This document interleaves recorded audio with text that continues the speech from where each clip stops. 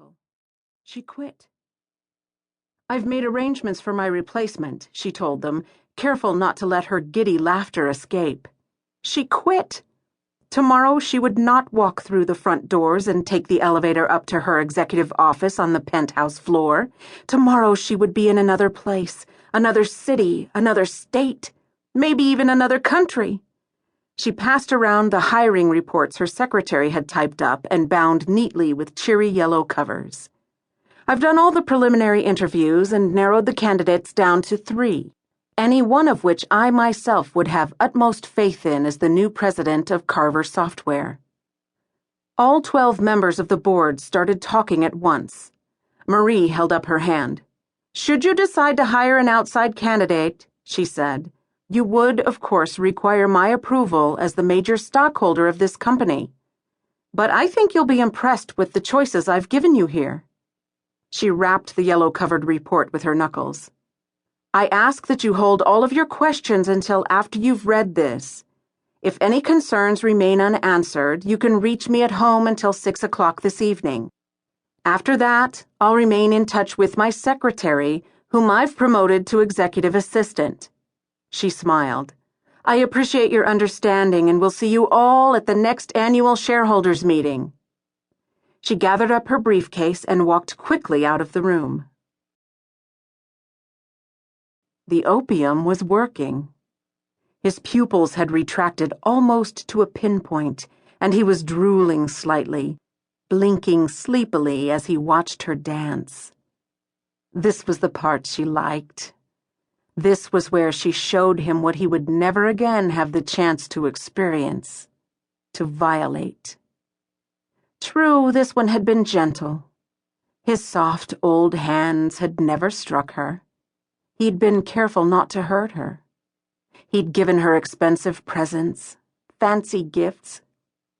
But the act itself would always be an act of violence, always despicable, always requiring punishment. Capital punishment. Her dress fell in a pool of silk at her feet, and she deftly stepped out of it. His eyes were glazed, but not enough to hide his hunger at the sight of her. He stretched one hand out toward her, but he didn't have the strength to reach her. And still she danced, to the rhythm of the blood pounding through her veins, to the anticipation of the moment when he would gaze into her eyes and know, without a doubt, that he was a dead man. Freedom. It hit Marie like the coolness of the air that swept through the open door at the end of the hall. It felt fresh and clean, like that very spring breeze, bringing hope and life and renewal. Through that open door, she could see her car, sitting out in the parking lot, ready for her to escape. "Mariah!"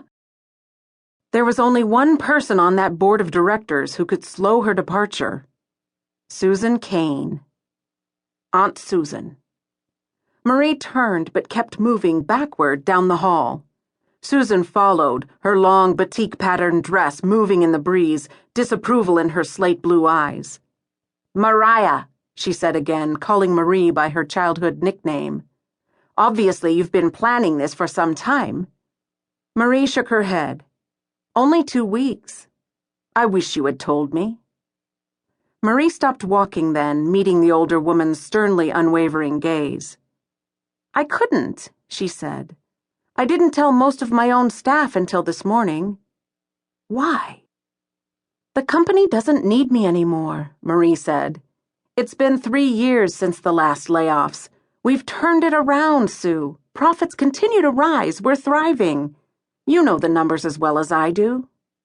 So take a vacation, take a leave of absence, sit back on your laurels and relax for a while." Marie smiled ruefully. "That's part of my problem," she said. "I can't relax." Susan's face softened, concern in her eyes. "Is your stomach still bothering you?" "Among other things." Like, for instance, the fact that Marie was 32 years old and since her divorce 4 years ago, she had no life outside of the office. Like the fact that she still worked long overtime hours to increase profits.